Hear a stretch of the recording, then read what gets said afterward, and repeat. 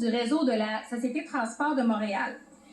Cette mesure-là, elle me tient particulièrement à cœur parce qu'elle va faciliter la vie des familles montréalaises.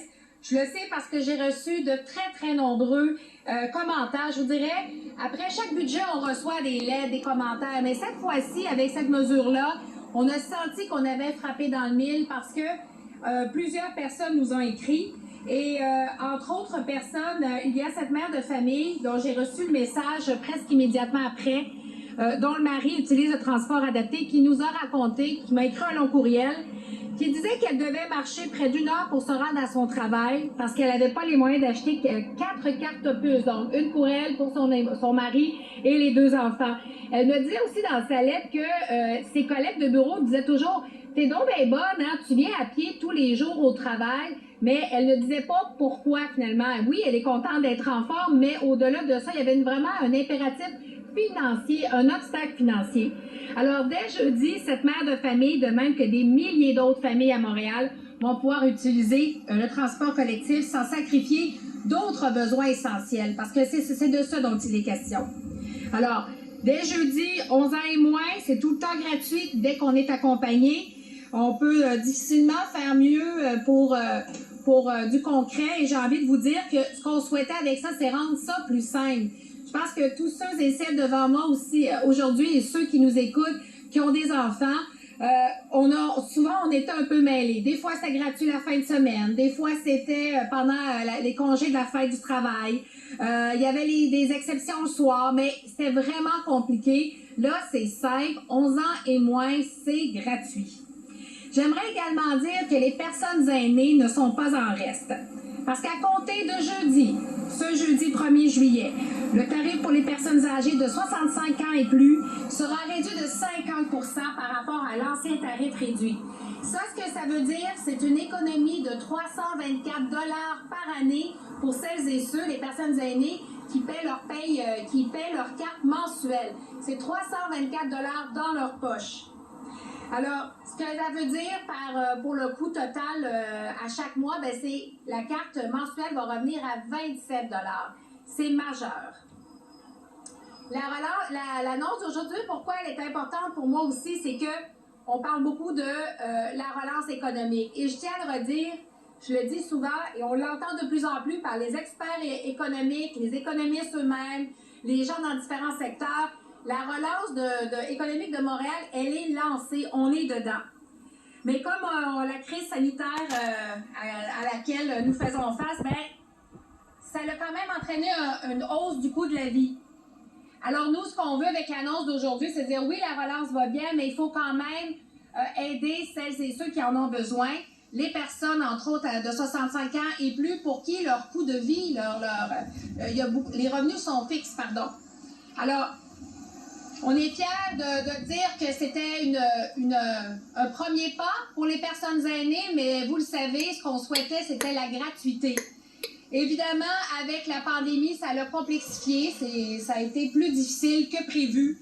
Mais ce que je veux vous dire aujourd'hui, c'est qu'à compter de 2023, les Montréalaises et les Montréalais de 65 ans et plus auront accès gratuitement au réseau de la STM.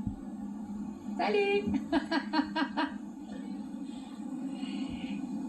Alors, ça, c'est une nouvelle importante. On la veut, cette gratuité-là. On croit que les personnes aînées, on veut briser l'isolement, on veut s'assurer qu'ils puissent participer pleinement à la vie en société. On veut leur assurer qu'ils en ont plus dans leur poche, entre autres pour dépenser, ce qui est toute une très bonne chose. Même chose pour les familles.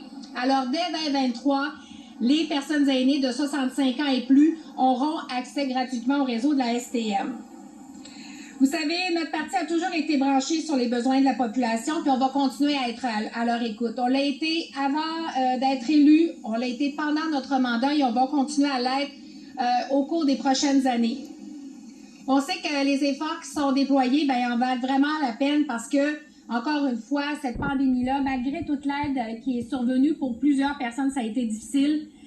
Tantôt, je vous parlais du coût de la vie qui a augmenté. On peut penser aux loyers qui ont augmenté. Le panier d'épicerie également a augmenté.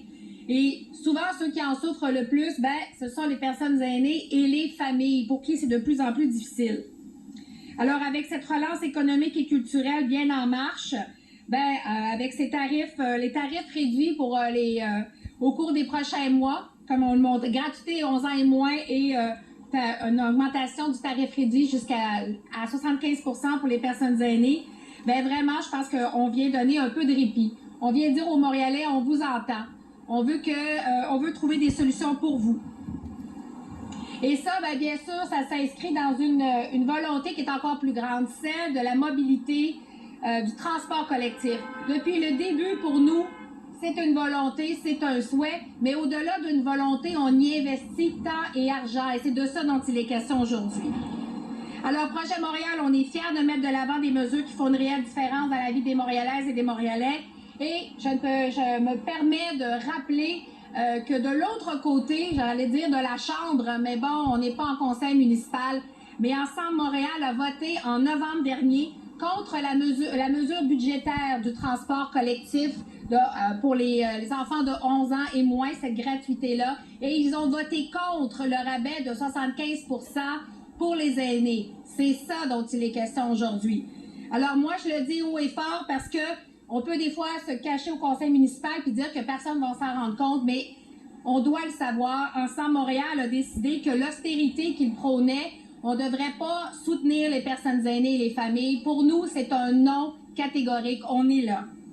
Alors, on va continuer dans ce sens-là à travailler pour la classe moyenne, pour les familles, pour les aînés, pour l'ensemble de la population, pour s'assurer qu'ils ont un toit au-dessus de leur tête, qu'ils peuvent se déplacer facilement à Montréal et qu'ils peuvent se permettre justement de contribuer pleinement à la vie en société et de contribuer également à notre relance économique. Et sur ce, je cède la parole à Eric Allen Caldwell. Merci.